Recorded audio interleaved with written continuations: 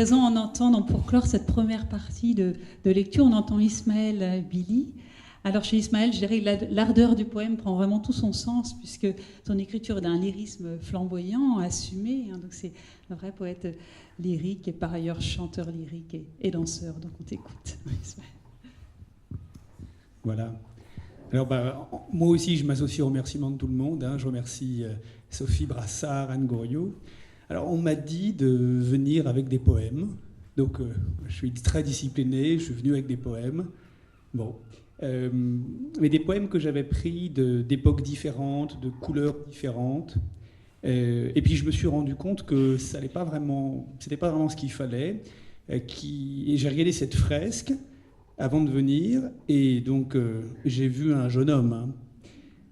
Et alors je me suis dit, bon, même si, d'après ce que j'ai entendu de Sophie, cette fresque ne s'inscrit pas dans la durée, mais reste éphémère, moi je vois mon visage qui est figé sur de la jeunesse. Donc je me suis dit qu'on allait rester là-dedans et faire quelque chose de la poésie lyrique, de la poésie amoureuse. On va rester dans la jeunesse. Donc il y a des textes qui sont issus d'Efflorescence, qui est mon premier recueil publié en 2013, préfacé par Michel Cazenave, et des textes issus d'un prochain recueil qui va paraître prochainement, un recueil franco-russe que j'ai écrit en 2013-2014. J'ai passé plusieurs mois en Russie, où j'ai traversé tout le pays, tout le continent, tout le corps monde qu'est la Russie. Et voilà, donc ce sont des poèmes qui vont montrer le poète tomber amoureux, le poète vivre cet amour-là, cet amour-passion. Et puis, ça se passe sur le territoire de la Russie, donc forcément, ça se déglingue un petit peu, ça se passe mal, forcément, ça devient n'importe quoi, puisque c'est la Russie. Donc, le poète devient une sorte de faune, une sorte de pan, et donc il va vers quelque chose de beaucoup plus sombre, beaucoup plus violent. C'est Eros et Thanatos, évidemment. Et il va être ramassé de tout ça, de la mort, par Matushka Rossiya, qui est la terre-mère pour les Russes, à savoir c'est une sorte de personnification du pays, c'est une sorte de Marianne, mais aussi c'est vraiment la terre-mère, la terre nourricière. Voilà. Je vous indiquerai le petit passage où le poète devient un faune vilain.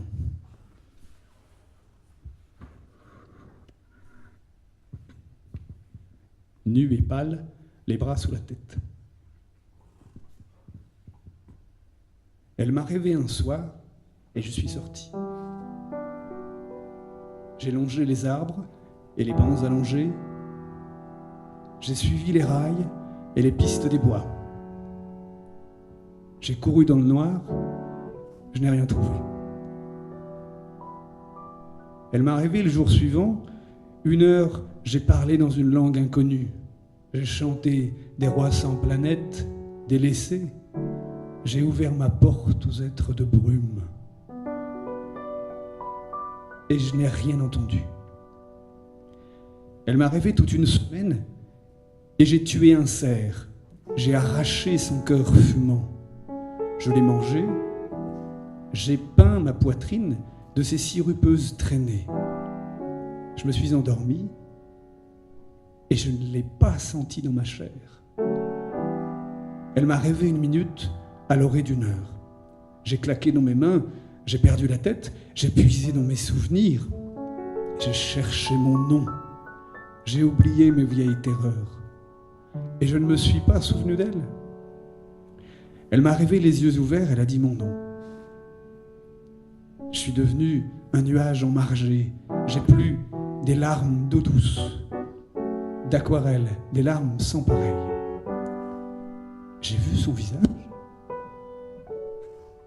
Doucement, j'ai appelé ton nom. Héloïsa, avec des couleurs fauves et des éclats et des ambres jetés dans tes yeux, avec ta main gauche serrée sur ta bouche entr'ouverte et tes cheveux à la soie des brises d'été, lorsque nu sur la terre, lorsque nu à la mâle racine de l'arbre fier des siècles, avec tes yeux étirés du soleil orgueilleux qui ne se laisse voir qu'endormi, tes joues devinées au souffle de ta bouche, et l'eau de mon corps, osmoser le sang brut dans mes capillaires excités au son tremblant de ta voix murmurante. Я вас любил так искренне, так нежно. Avec ta main droite serrée au son du tambour sauvage sur mon cœur secoué d'orgasmes lourds. Как вы, jedan Bog, любимый пит другим. Et la rétine dilatée de tes yeux au hasard fixés en plein soleil, alors que chevauchant l'arme de mon corps enraidi de toi, tu n'auras plus le temps de penser à autre chose qu'à moi.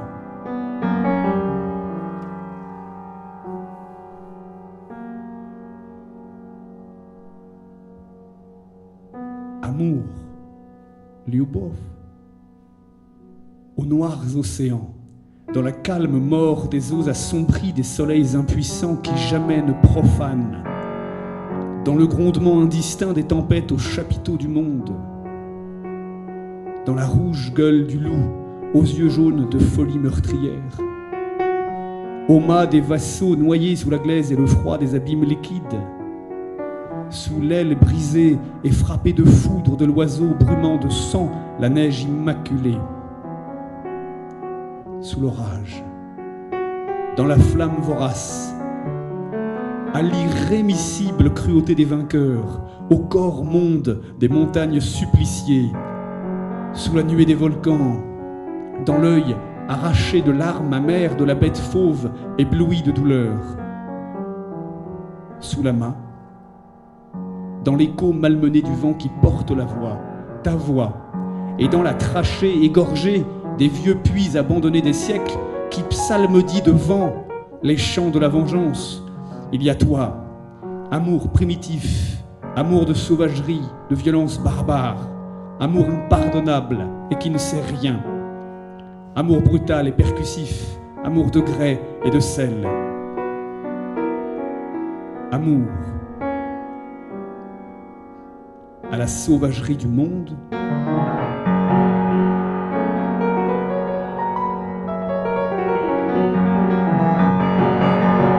amour.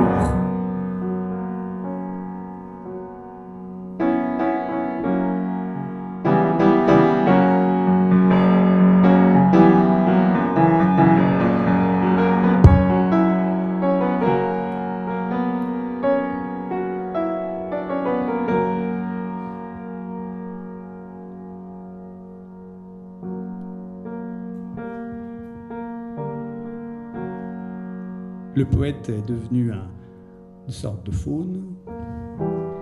Non, c'est un arbre très vieux, un arbre qui a plusieurs siècles, dans une forêt primaire. Et cet arbre-là voit une jeune fille arriver. Je précise que c'est une fiction. Cet arbre va arracher cette jeune fille et va la violer. D'amour à l'arracher. Il faudra alors que je t'arrache, que je déploie mes radicelles. Tes pieds fouleront mes bois, ton souffle flétrira mes belles graminées plantées en base. Ta bouche, terreur orgiaque, lacère ma membrane écorcée. Tes pieds sarclent ma terre. Mon effroyable envie appelle. Un voile amarante me distrait. Des êtres de chair hurlant, de rudes cognées font clair, brisures et sève jaillissantes. Je ne vois que ton corps fin, mes sens fous et domptés m'assaillent de mille douleurs. Pendant que je soustrais ta robe, ta brèche délicate sans pourpre, tes mains élancées se tordent, ton râle, soudain, m'écartèle. Là, les hommes horrifiés, ils frappent mon écorce dure, ils déchiquettent mes fusains. Imprécations et sombres prières, les hommes tentent de t'extraire de ma prise enracinée. Ta taille se resserre. Tes pieds dans mon tronc s'arriment et se renfoncent. Ta bouche, gémissante, s'enrobe à mon oreille. Ta frêle rosace inonde ma péninsule. La nuit est venue m'emporter. Mon souffle de 100 ans s'abat. Mes sèves de l'éther montent en toi. Tes yeux se révulsent et le cri de ta bouche déforme la forêt. Les hommes ne peuvent plus rien. Tel un faune réveillé, j'ai dominé ta chair, ta vertu, ta parole. Les hommes prostrés et de terreur délaissent leurs haches coupantes. Et tandis qu'en mon corps tu viens te dissoudre en un paysage funeste, les regards des hommes se tournent, leurs mains s'égarent l'une à l'autre, leurs yeux se figent, se cotonnent, laiteux et aveugles, les hommes s'enfuient, tandis que ta dépouille, encore jouissante et sursautante, s'arroche à ma chair et nous façonne, telle la statue de l'autel célébré, une cathédrale sylvestre relevée. J'ai déversé dans ton être mes sucs mortels. Et voilà une dryade qui soudain se révèle.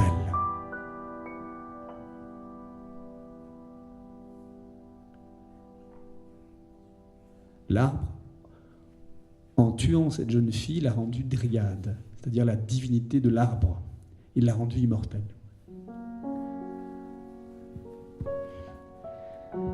Il y a la nuit, et dans l'obscurité de la neige coulée des ciels opaques, et dans les grondements jamais dits des bêtes transies, de froid brûlant sous les mains et les griffes, il y a la nuit, immanquablement.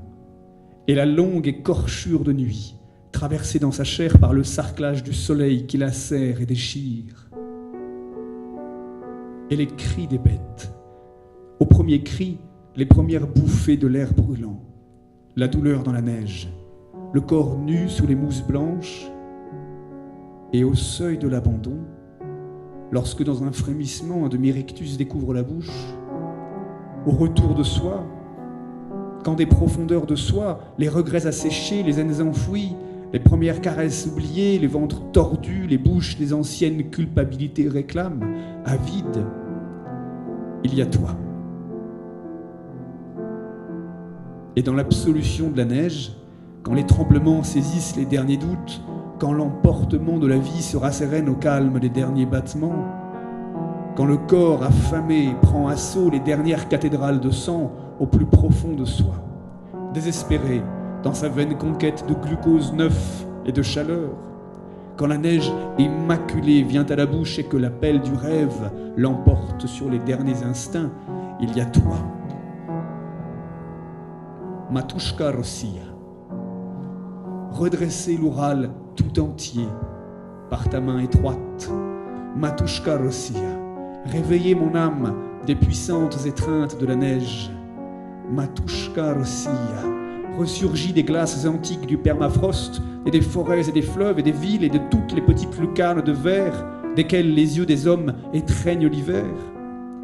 Le cœur accroché et les mains dures, Matushka Rossia, revenu du Bering et des étrangeries de l'Ouest. Et dans ma main noire de gel, ta main. Et à ma bouche, demi-pétrifiée de givre piquant, ta bouche, au loin, et par-delà, Matushka Rossia. Au loin, et par-deçà, Matushka Rossia.